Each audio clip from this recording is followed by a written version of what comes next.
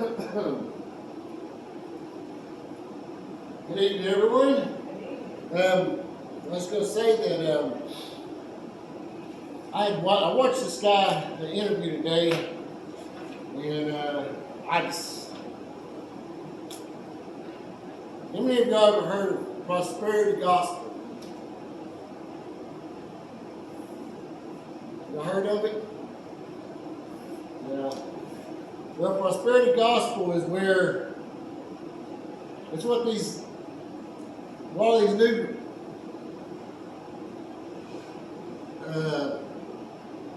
preachers are talking about, where if you give $1,000, God will give you $10,000.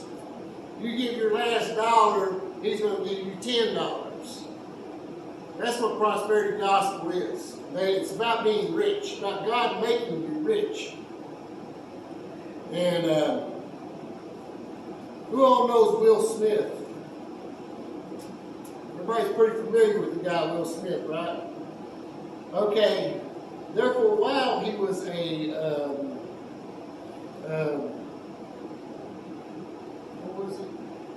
Scientologist.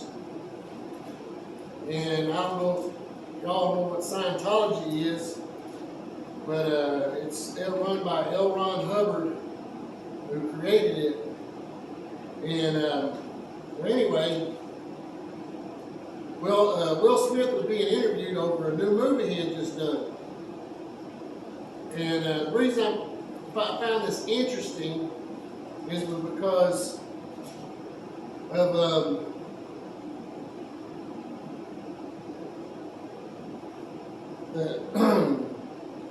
he was doing it over the movie's about King Richard is what they call him, and he is what's her name, Serena and Venus Williams, the great tennis players. You know what I'm talking about? Like world champion tennis players. But anyway, in this message, I want to see which one y'all can think of is, out of 3 questions he was asked, I want y'all to tell me at the end of the sermon which one y'all think is the worst, the more toxic question that was the answer to the question. Okay. The first question that they asked Will Smith was, Are you a true child of God, a true believer? And he was sitting there laughing, which trying to show that I guess he's really faithful. I don't know. But anyway, his reply was, you can't get where I get and sit how I sit without loving God. Okay. Now, this is where prosperity gospel is.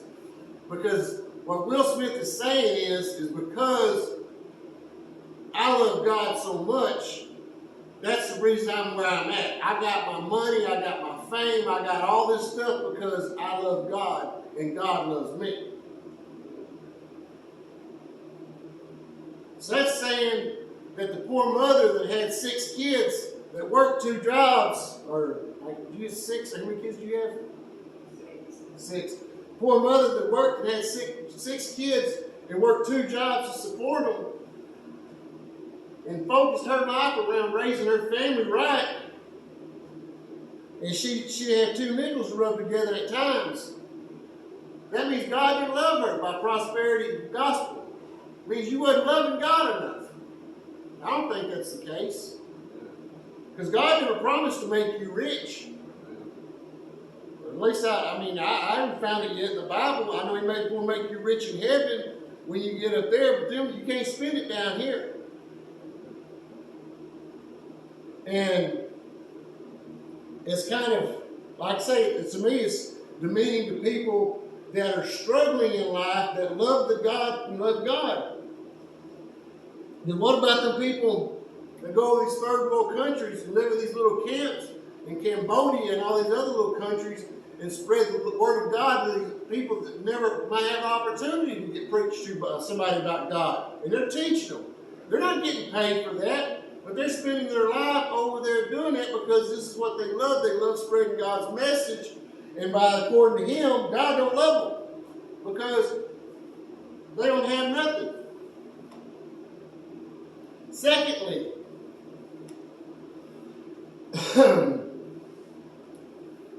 King Richard, let's just call him Richard. I don't feel right calling him King Richard because what's a king of? You know, I mean, is he got his own little country or something? Now, right here it says that before, when he had a plan, when his kids were little, he had a plan. He wrote an 85-page playbook of how they were going to become the greatest tennis players ever. He's going to promote it that way. And he said that if he doubted it, I mean, as long as he didn't doubt it and he believed in God that it was going to come true. This was going to come true. His dream was going to come true. You got to remember now, I'm not trying to bash religion, but he's also a Jehovah's Witness too. And I mean, I'm saying that because we're Baptists. I can say that. But I know that, and he said that his God would not let his dream die. He's going to fulfill his dream in this 85-page playbook that he wrote because he didn't doubt God's love and he didn't doubt God's belief in him. And I don't think that's always true. You know, there's little short guys that want to play professional basketball that just don't have it. My son wanted to play college football. He probably couldn't play college. He couldn't have played pro because he's not tall enough. Be a lineman in the NFL, you have to be at least probably 6'3" to 6'5" on up. And he's not that, so that's something, no matter how much he dreamed, that was not going to be a possibility in life. And saying that, so that means he doubted God. Okay, so people's dream don't come true, it's because they doubted God, according to Richard and Will Smith. Now, the third thing is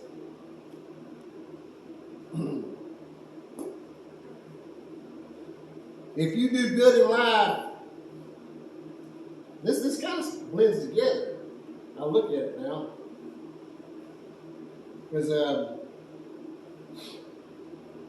was writing it down, I never paid very much attention to it. But anyway, because he says that if you doubt your dreams, that you don't get the blessings. But if you get, let me see, hold on. Try to remember that correctly. Yeah, I blend the two together. I'm sorry, I blend the two together. Wasn't paying attention, but yes, if that was the thing. If you have your dream, it's going to happen. And then the blessings come along with the dream. That's the third thing, is the blessings. And so, now, my wife, when she gave me this Bible, she knew what my favorite verse in the Bible was. What do y'all think that is? I know y'all have favorite verses. And mine is in Proverbs chapter 3, verse 5. Y'all want to look it up. And see, I'm going to do y'all a favor. This is the only verse we're looking up tonight. After I made y'all bleed your fingers dry, thumbing through the Bible all this morning, I'm just going to make y'all look at one.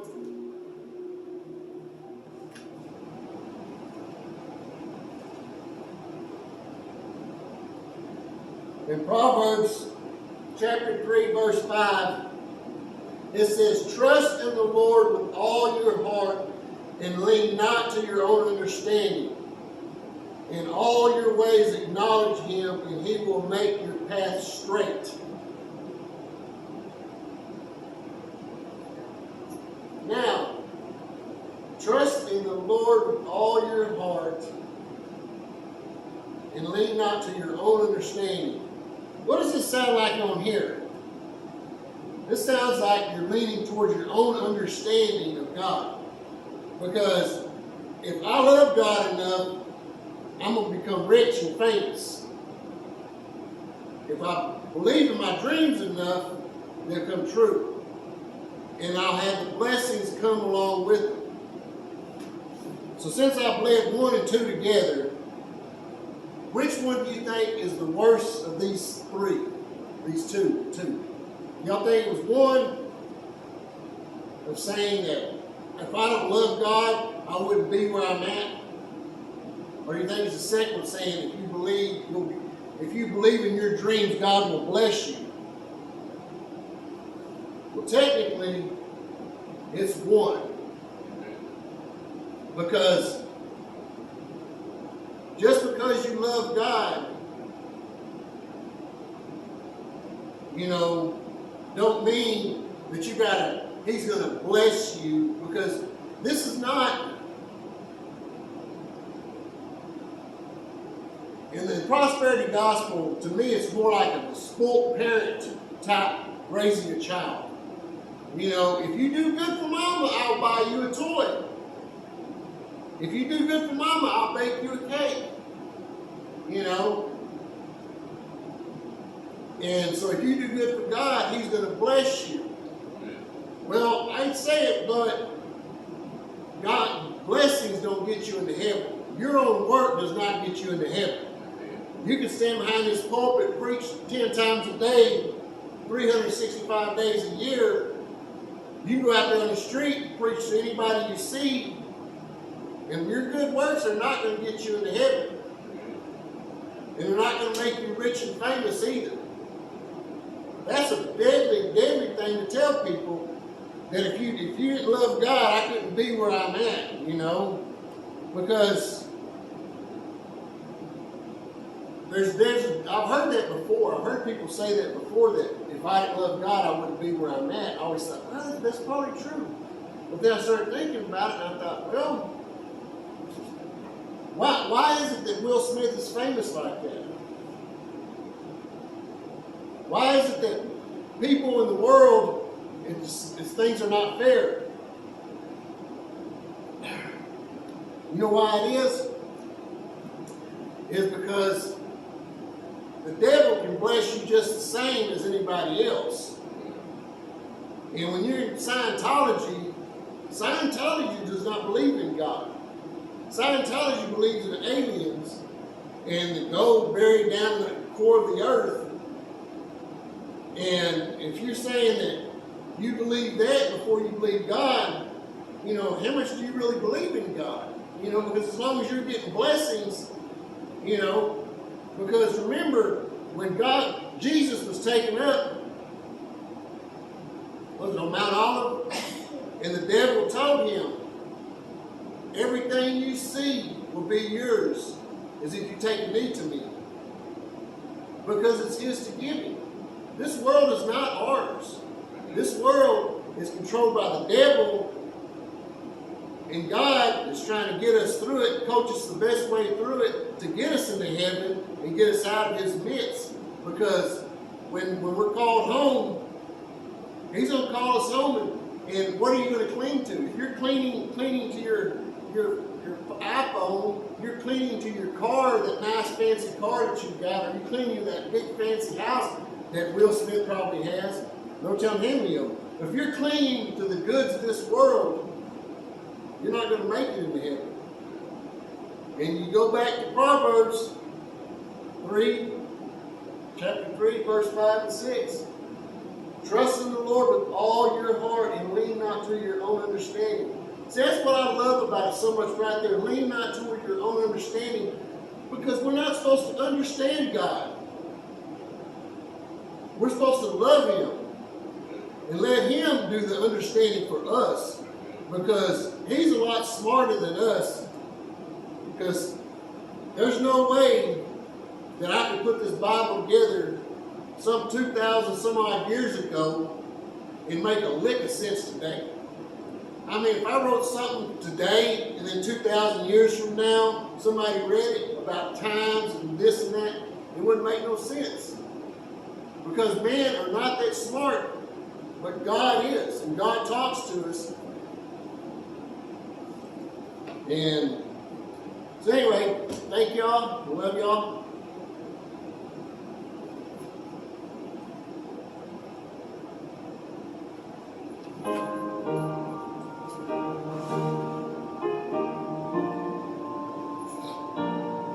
Everybody's supposed to come down and pray with you, pray over you. Just come down. Got a loving, caring God. He's